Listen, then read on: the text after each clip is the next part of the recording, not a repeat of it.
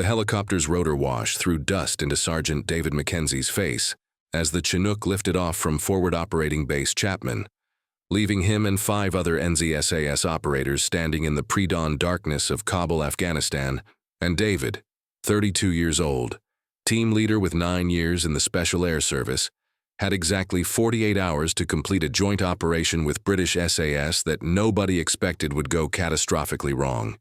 And if it did, 6 civilian hostages, including 2 children, would die in ways that would make headlines around the world and haunt him for the rest of his life.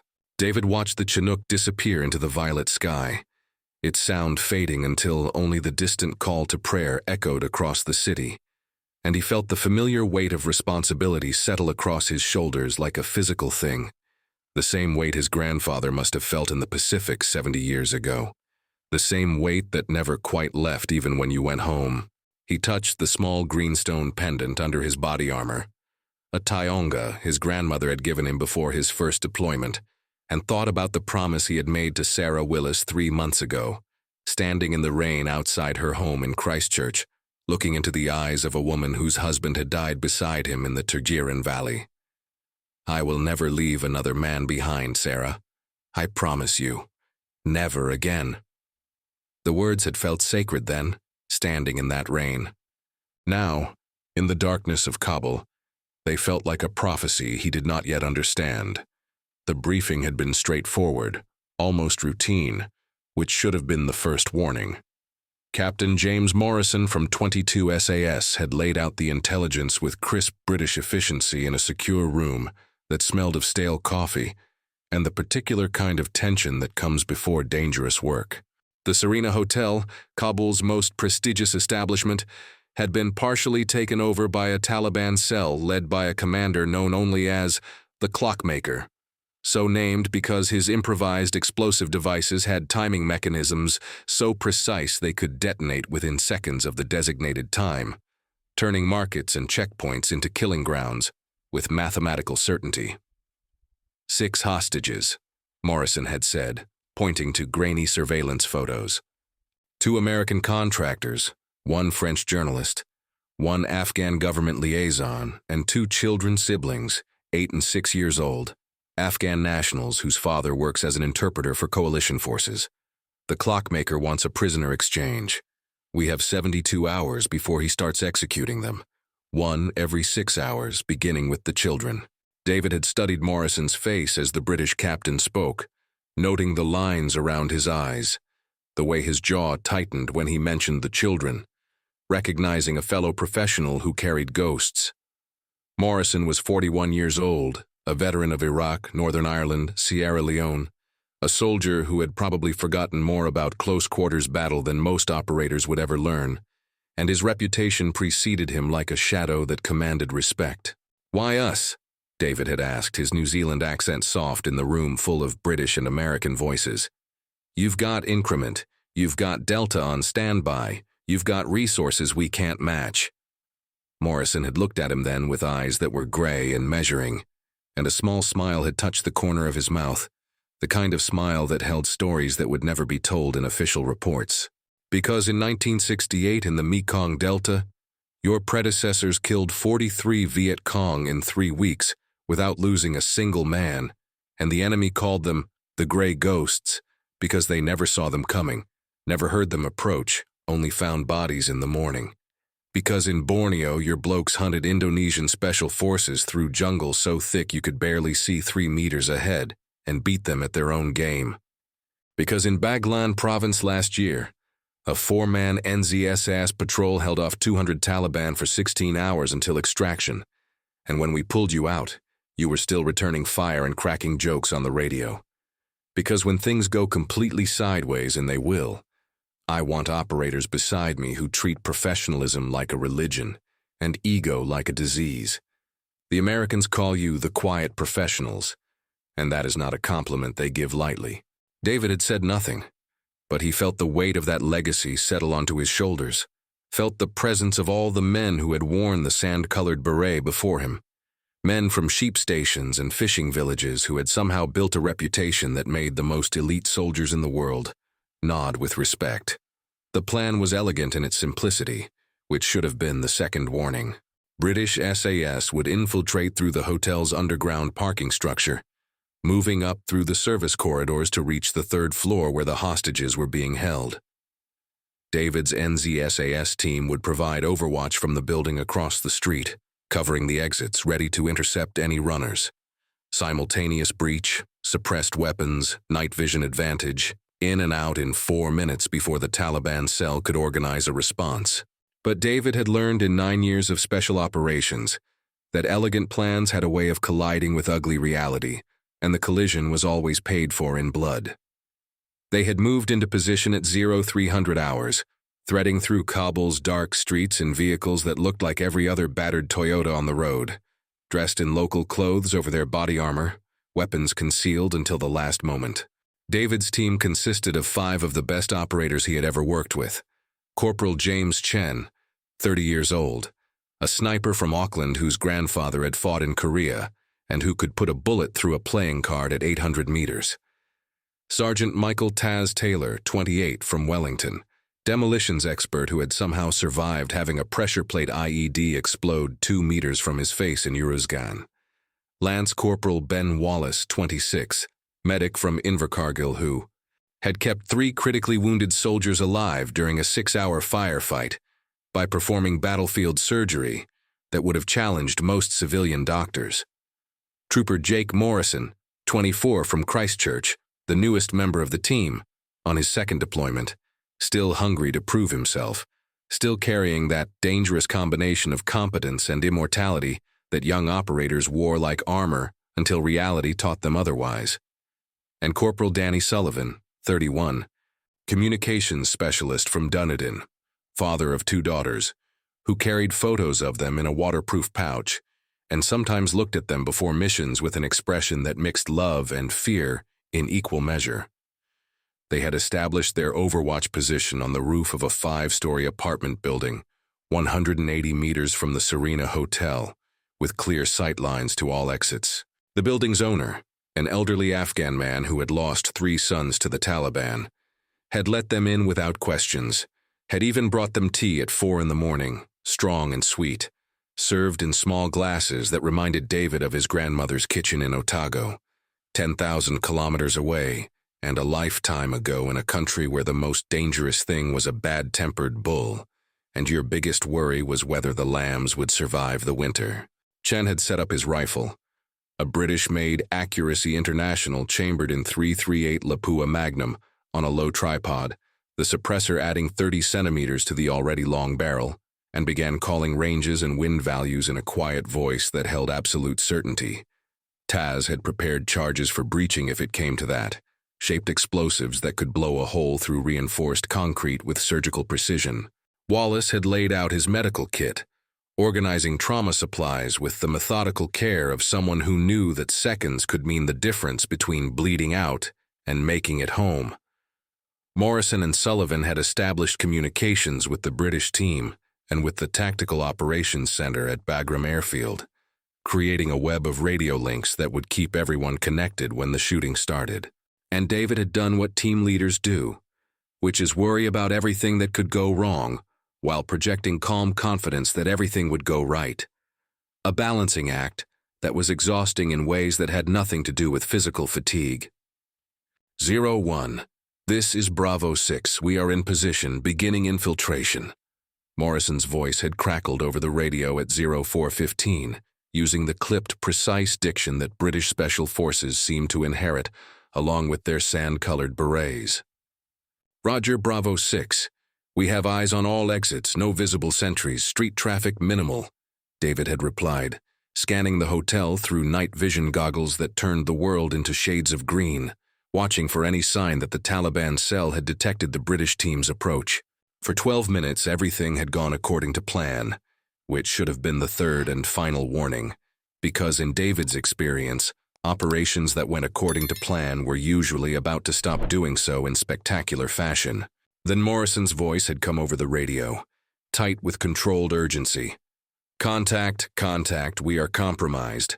Third floor corridor taking fire from multiple positions, hostiles wearing suicide vests, at least 8 tangos, maybe more, We are pinned down, I say again.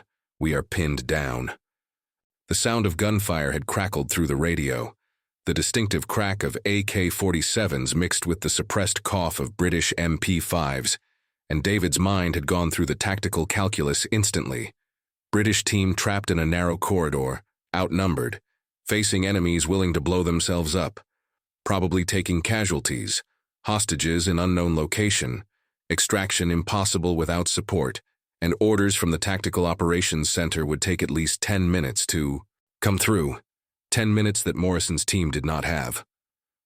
Bravo 6, what is your status? Do you have casualties?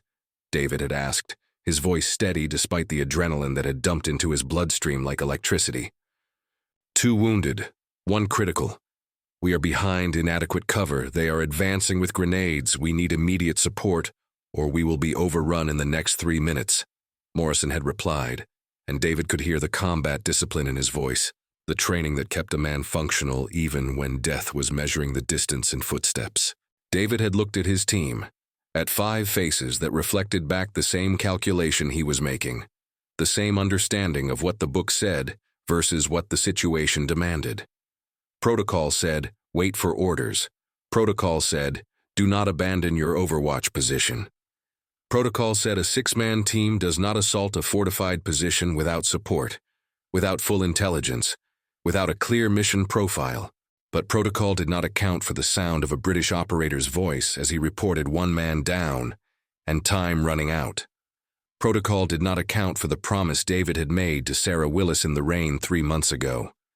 Protocol did not account for the fact that somewhere in that hotel, 2 children sat terrified, while adults with explosives strapped to their chests decided whether they would see their next birthday. Toke, this is 01.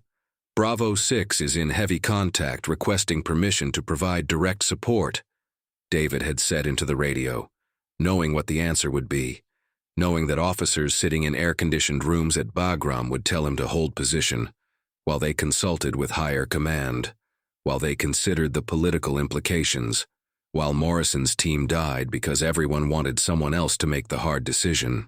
01, negative, maintain overwatch. QRF is being scrambled. ETA 20 minutes, hold your position. The voice from the Tactical Operations Center had replied, exactly as David had expected, and he had felt something cold and clear settle in his chest, the same feeling his grandfather must have felt on some Pacific island, when faced with the choice between orders and conscience. David had looked at Chen, at Taz, at Wallace, at young Morrison, at Sullivan, and seen in their faces the same understanding, the same readiness, the same recognition that some decisions define who you are more than any medal or commendation ever could. Here is what we are going to do, David had said quietly. Chen, you stay here, cover our backs, take out any squirters that run. Everyone else, we go in through the East Service entrance, up the back stairs, hit them from behind while they are focused on the Brits.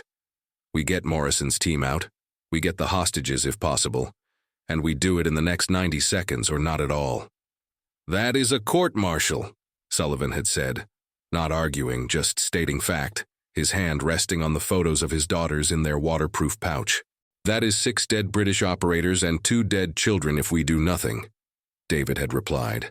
I will take the court-martial. Anyone who wants to stay, stay. No judgment. But I am going. Nobody had stayed. They had moved down the fire escape at a controlled run. Weapons at low ready. Night vision goggles turning the dark stairwell into a green tunnel. And David's mind had been utterly clear in the way it always became when the decision was made, and there was nothing left but execution.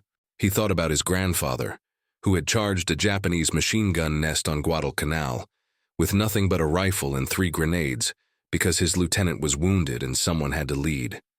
He thought about the NZSAS operators in Vietnam, who had walked into ambushes that should have killed them, and walked out leaving enemy bodies behind because professionalism was not about being fearless. It was about being scared and doing the job anyway. He thought about Sarah Willis's face in the rain and the promise he had made, and decided that some promises were worth a court-martial. They had hit the service entrance at 0431, exactly 16 minutes after Morrison's first contact report. breaching the door with a shaped charge that Taz placed with the precision of a jeweler setting a diamond, the explosion muffled but effective, blowing the lock mechanism into fragments and leaving the door hanging on twisted hinges.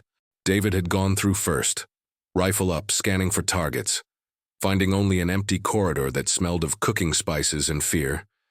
And then they were inside, moving fast but controlled, each man covering his sector, years of training compressing complex tactical problems into intuitive responses that happened faster than thought.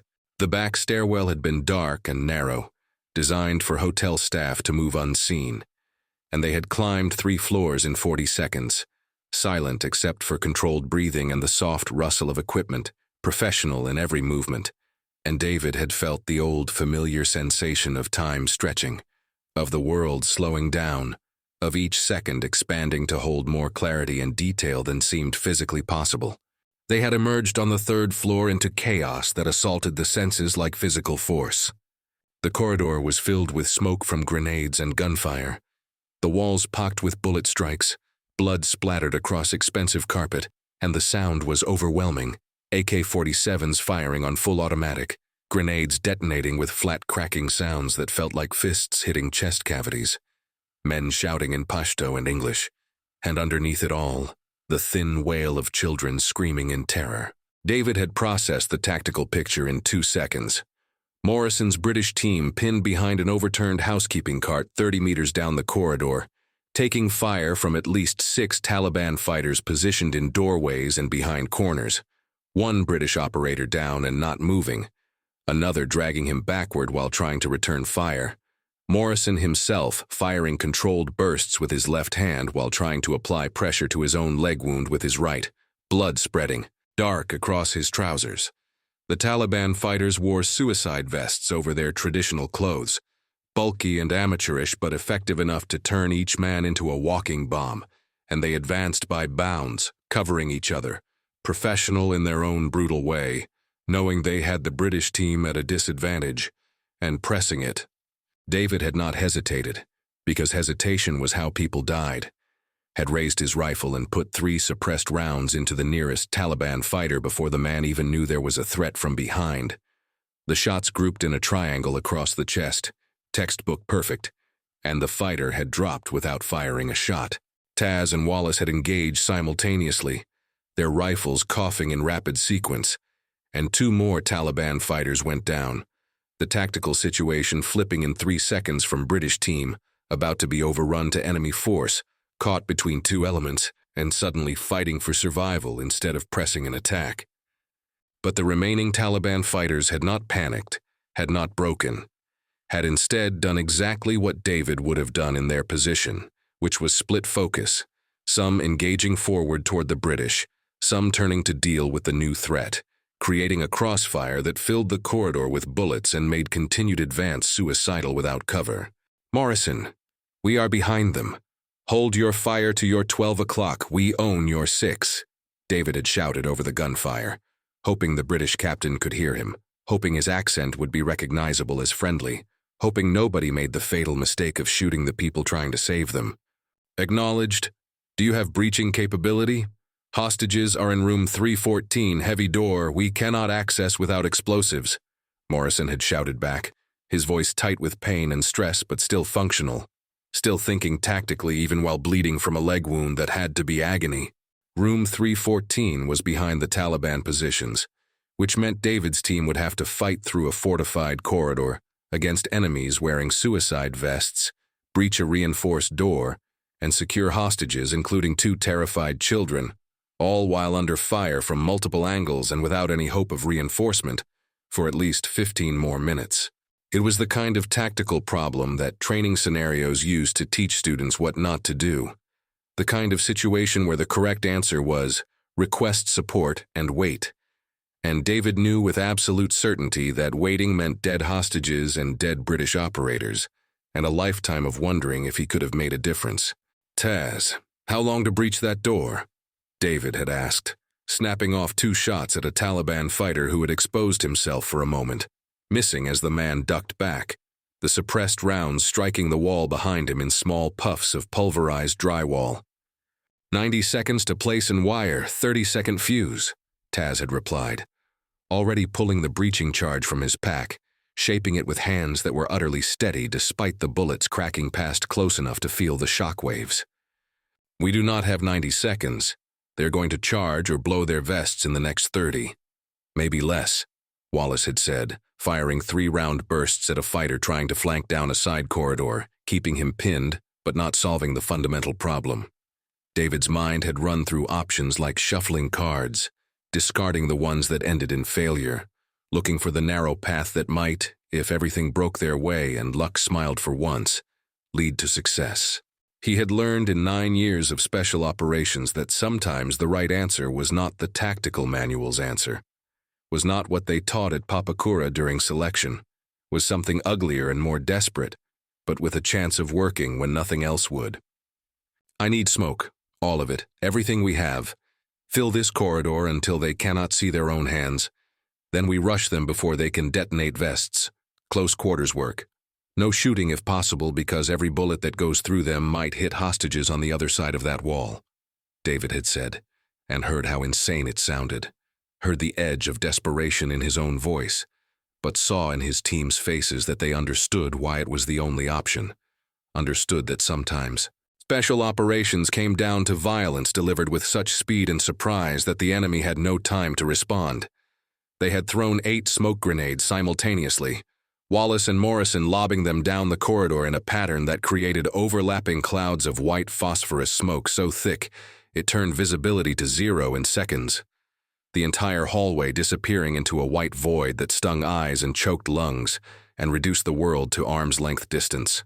And then they had moved forward at a dead run, rifles slung, combat knives in hand, night vision goggles useless in the smoke, navigating by memory and instinct and the small red chemlight that Taz had tossed ahead to mark the direction. David had hit the first Taliban fighter like a truck, slamming into him from behind, locking his left arm around the man's throat, driving his knife between the 4th and 5th rib with his right hand, feeling the blade punch through the suicide vest's fabric and into flesh, feeling the fighter's body go rigid and then slack, lowering him quietly to the ground and moving forward before the smoke could clear, before anyone could understand what was happening. The corridor had become a nightmare of close-quarters violence that happened in silence except for grunts and the wet sounds of blades finding flesh, NZSAS operators moving through smoke like vengeful ghosts, killing with knives and bare hands and ruthless efficiency. And David had understood in some distant part of his mind why the Viet Cong had called their predecessors the Grey Ghosts, had understood the terror of facing an enemy you could not see, could not hear, could only discover when your comrade stopped responding and you reached out to find him dead beside you. Taz had taken down 2 fighters. Wallace had killed one and disabled another with a chokehold that put the man unconscious in 8 seconds. Young Morrison had proven himself by engaging a fighter hand-to-hand and coming out on top despite taking a knife slash across his forearm that bled heavily but did not stop him from functioning. And Sullivan had saved David's life by tackling a fighter who had been about to detonate his vest, driving him backward into a room and holding the detonator, trigger open with both hands while Wallace drove a knife into the fighter's neck, the 2 of them working together with the practiced coordination of men who had trained together so many times that communication was redundant. The smoke had cleared enough to see shapes when David had reached room 314, the reinforced door exactly where Morrison had said it would be, scarred by bullet strikes but intact, locked from inside. Taz had already been placing the breaching charge, working with hands that moved like a surgeon's, placing the shaped explosive precisely along the doorframe where it would channel the blast inward and blow the lock mechanism without sending shrapnel into the room beyond. 30 seconds, Taz had said, and David had keyed his radio, trying to reach Morrison, trying to coordinate, needing to know if the British team was secure, if there were more Taliban fighters they had missed, if extraction was possible. Bravo 6, this is 01, what is your status? David had asked and gotten only static, and then Morrison's voice, strained and faint. 01, we are consolidated. 3 wounded, including myself. 1 critical northeast stairwell is clear for extraction. You need to move fast. I am hearing radio traffic. They are calling for reinforcements. You will have company in 5 minutes or less. 5 minutes, David had thought.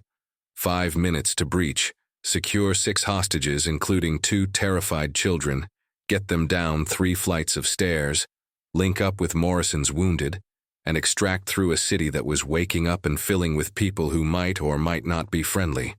5 minutes to do what should take 20 with full support, and the alternative was leaving those hostages to die slowly over the next 72 hours, while the clockmaker executed them one by one for cameras that would broadcast their deaths across the world.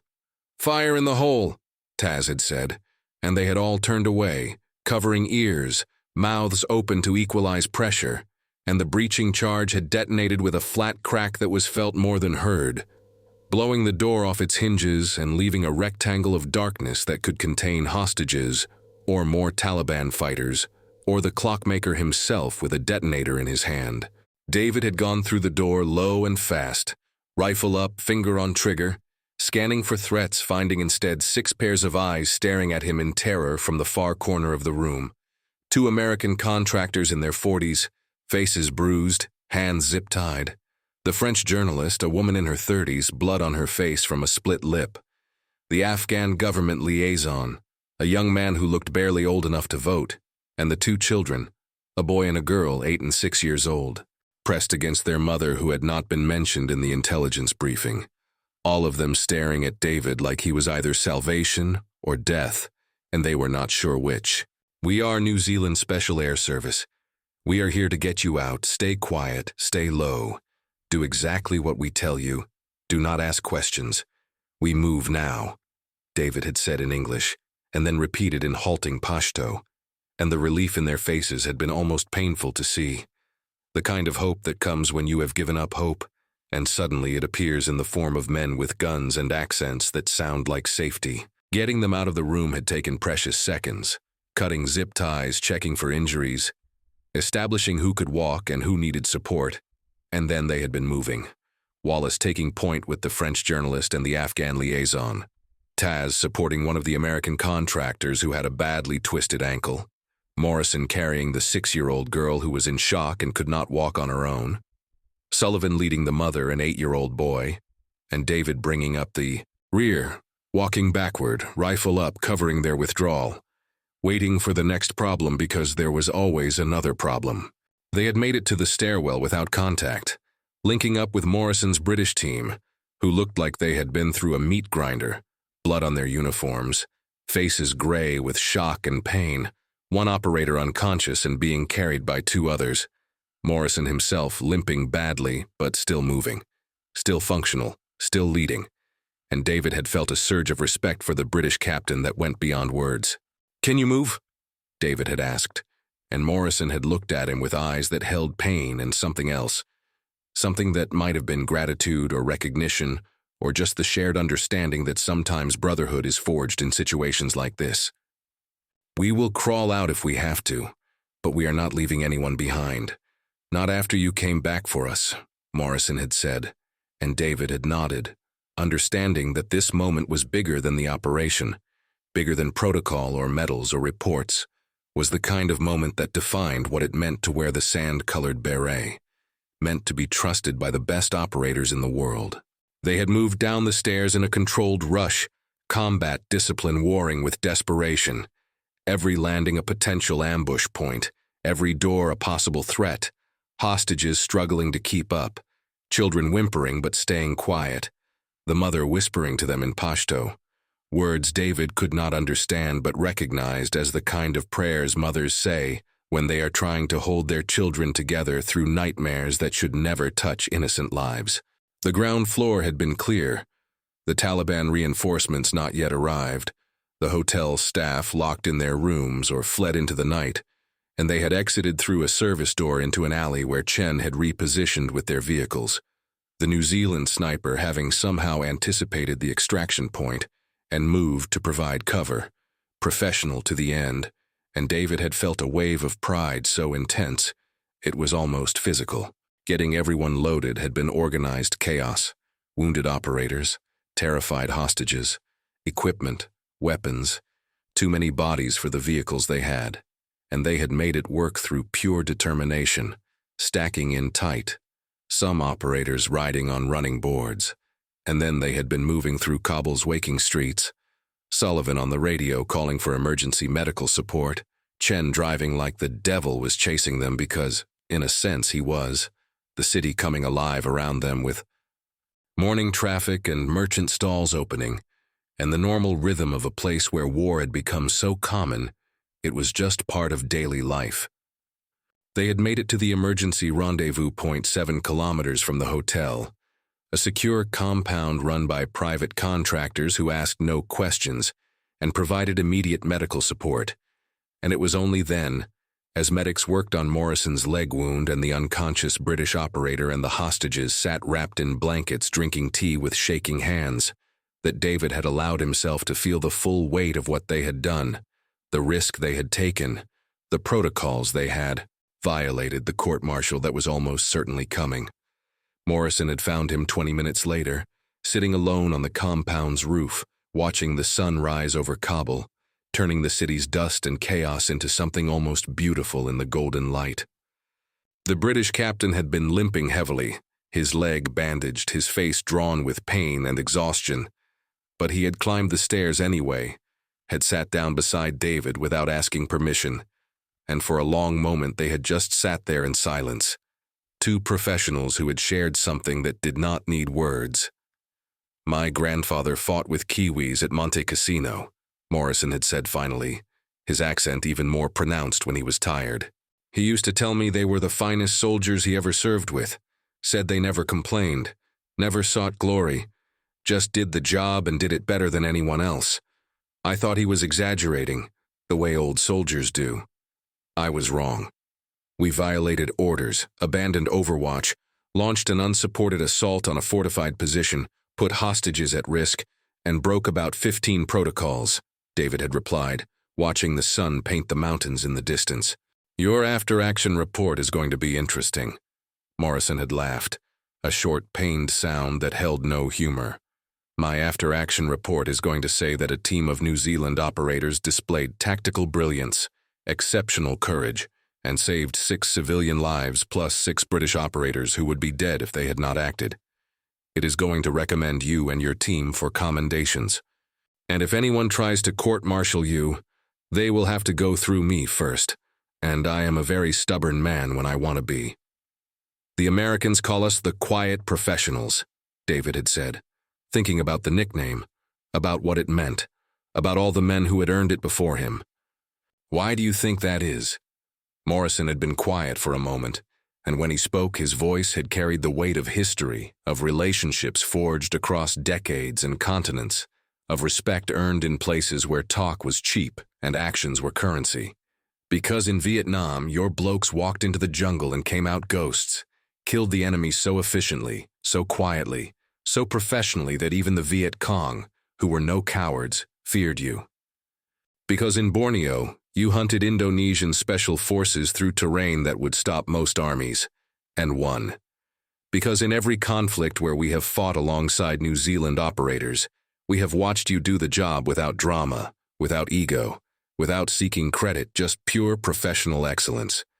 Because you come from a small nation that has no imperial history, no need to prove anything, and somehow that makes you free to just be the best at what you do. Because when things go to hell, and they always do eventually, we know we can count on Kiwis to be exactly where they said they would be, doing exactly what needs to be done, without excuses and without failure." "That is a lot of pressure," David had said quietly. "That is what it means to be trusted by the best," Morrison had replied. "Your predecessors built that reputation over 60 years. You just added another chapter. The quiet professionals. It means we know you will get the job done. We know you will never abandon us. And we know you will do it all without needing a parade afterward. In our world, there is no higher compliment." David had not known what to say to that, so he had said nothing, just sat there as the sun rose over Kabul and turned the city from darkness to light, the way dawn always comes after the longest nights, inevitable and beautiful, and somehow miraculous despite everything. The formal debrief had happened 3 days later at Bagram.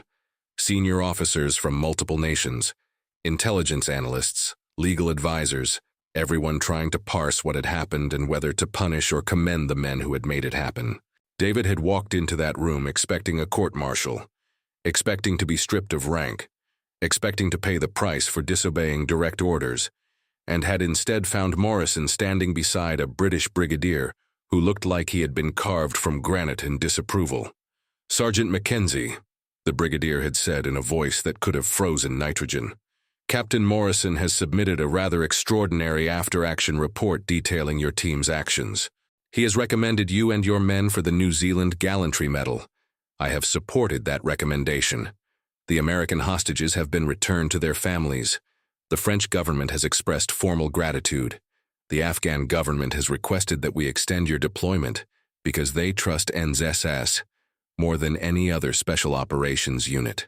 And I have been instructed to inform you that your actions, while unorthodox, are considered a textbook example of tactical flexibility and sound battlefield judgment." David had stood at attention, saying nothing, feeling the weight of relief mixed with something else, something that might have been recognition that sometimes the system works. Sometimes doing the right thing actually gets recognized as such, even if it breaks the rules. However, the brigadier had continued, and David had felt his stomach tighten, waiting for the other shoe to drop. "I am also required to tell you that if you ever disobey a direct order again, for any reason under any circumstances, I will personally ensure you spend the rest of your military career counting supplies in a warehouse in Christchurch. Am I clear?" "Crystal clear, sir," David had replied, and the brigadier had nodded, and something that might have been a smile had touched the corner of his mouth for just a moment. "Dismissed," the brigadier had said, and David had saluted and turned to leave. But Morrison had caught his arm in the hallway outside, the British captain still limping but healing, still carrying himself with the bearing of a professional soldier who had seen the worst and come through it. "We will be working together again," Morrison had said. Not a question, a statement of fact. "My people trust your people. That is rare in this business. Do not waste it." "We will not," David had promised, and Morrison had nodded and limped away, and David had stood there in the hallway feeling the weight of that trust, the weight of history, the weight of all the men who had worn the sand-colored beret and built a reputation that made the hardest men in the world nod with respect.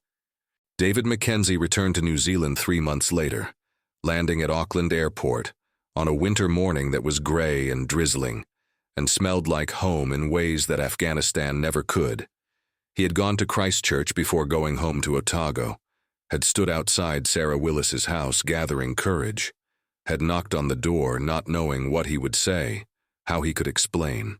She had opened the door and looked at him, and something in her eyes had changed when she saw his face, some understanding that went beyond words.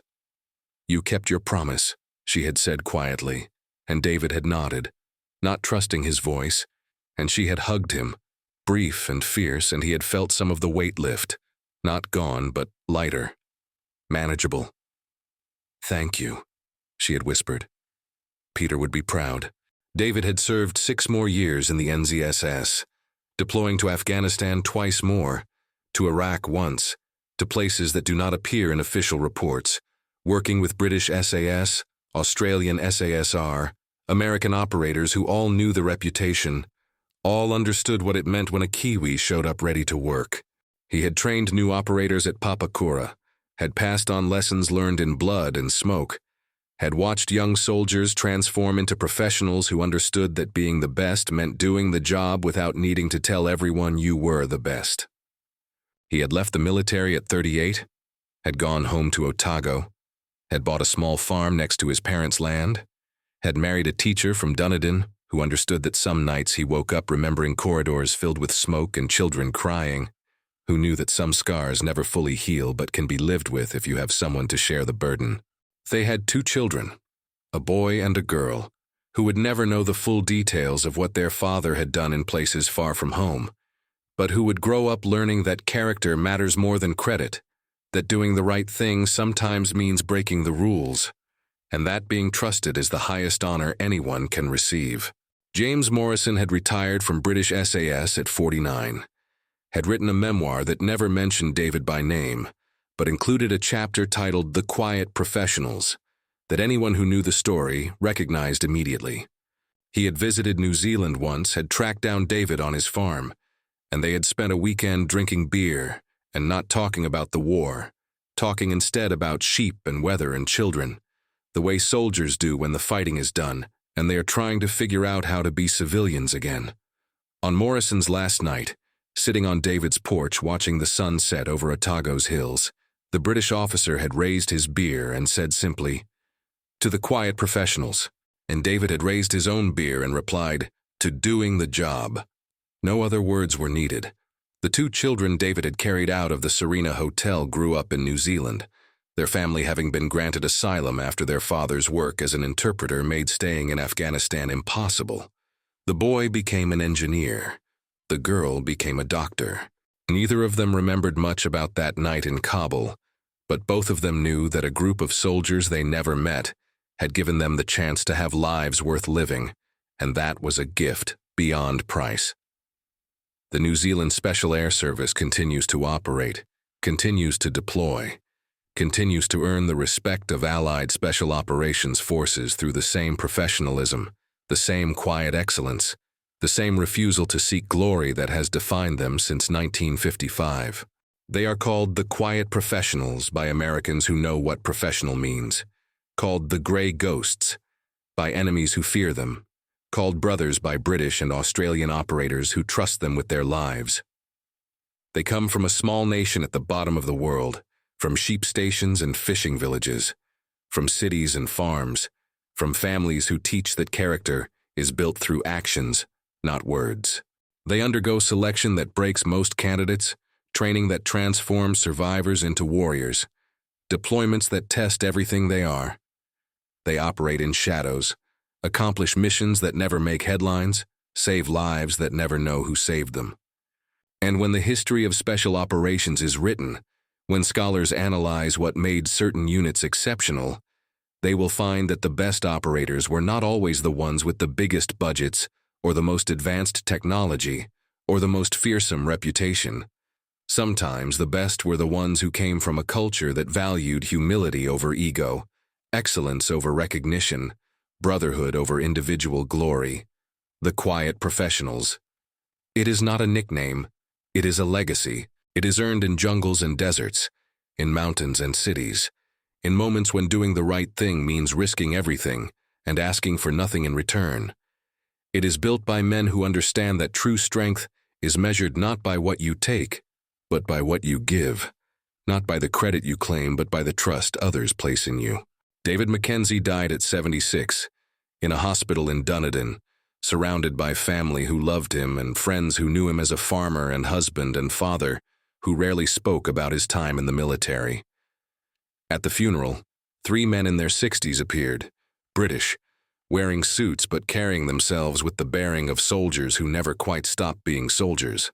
They stood at the back during the service, and afterward they approached David's children and told them that their father had saved their lives in Kabul in 2008, that they had promised each other to attend each other's funerals no matter where they were, that promises between professionals are sacred things that do not expire.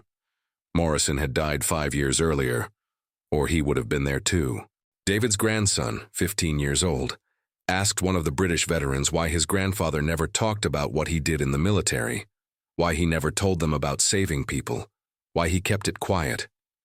And the veteran, whose name was Williams, and who had been the unconscious operator that David helped carry out of the Serena Hotel, looked at the boy with eyes that had seen things no eyes should see, and said simply, because he was a professional. Real professionals do not need parades. They just need to know they did the job right, that they kept their promises, that they earned the trust of the people who mattered. Your grandfather was one of the best I ever served with, and the reason you do not know that is the exact reason he was the best. The quiet professionals. It is not about being silent, it is about letting the work speak louder than words ever could. The funeral procession to the cemetery included 6 men in sand-colored berets, current NZSAS operators who marched in perfect formation, who fired a salute that echoed across the hills, who folded the flag and presented it to David's widow with precision that was both military and deeply human. They said nothing beyond the formal words, because nothing more needed to be said. In Afghanistan, in Iraq, in places that have no names in official reports, operators still deploy, still fight, still keep promises that civilians will never know about. British SAS and NZSAS still work together, still trust each other with the absolute certainty that comes from shared history, shared values, shared understanding that when everything goes wrong and the world falls apart, you want professionals beside you who know that excellence is not negotiable and brotherhood is not conditional. The nickname persists, the quiet professionals. It is spoken with respect in briefing rooms from Hereford to Fort Bragg, from Canberra to Papakura. It means that when a mission requires absolute precision, when failure is not acceptable, when you need operators who will get the job done without excuses or drama or failure, you call the Kiwis. Not because they are superhuman, not because they are fearless, not because they have technology others lack, because they understand that being professional means doing the job right even when nobody is watching, keeping promises even when it costs you, earning trust through actions repeated so consistently that they become identity, because they come from a culture that teaches that boasting is poor form but excellence is expected, that credit belongs to the team, not the individual, that the highest honor is to be trusted by those who know what trust really costs. The quiet professionals. It is what British SAS calls NZSAS. It is what the nickname really means. It is a recognition that in a world full of noise and ego and people demanding recognition, there are still warriors who do the work, keep the faith, carry the burden, and ask for nothing except the respect of those who understand what respect is worth. And in the end, there is no higher praise than to be called professional by professionals, to be called quiet by those who know that silence can hold more honor than any parade, to be called brother by soldiers who have shared the darkness and know that some bonds are forged in places where words fail and only actions remain. David Mackenzie knew what the nickname meant. He lived it every day, in Afghanistan, in New Zealand, in his choices and his promises, and the way he treated others. He never sought glory because he understood that glory fades but character endures, that medals tarnish but trust compounds, that the work matters more than the recognition. He was one of the quiet professionals. So were the men who served with him, before him, after him. So are the operators who wear the sand-colored beret today, who train at Papakura, who deploy to places that need warriors who understand that excellence is a discipline, not a destination. They are called the quiet professionals because they earn it every single day, in ways that never make headlines but change lives, in actions that never get filmed but save nations, in promises kept when keeping them costs everything. And that is what it really means. If this story moved you, do not let it disappear into the algorithm's noise. Take a moment to like this video so more people discover the real meaning of the quiet professionals. Leave a comment sharing what part hit you the hardest, and share it with someone who loves true stories of courage and quiet sacrifice. And if you want more long-form narratives about the people history almost forgets, subscribe to the channel and turn on notifications so you never miss the next mission.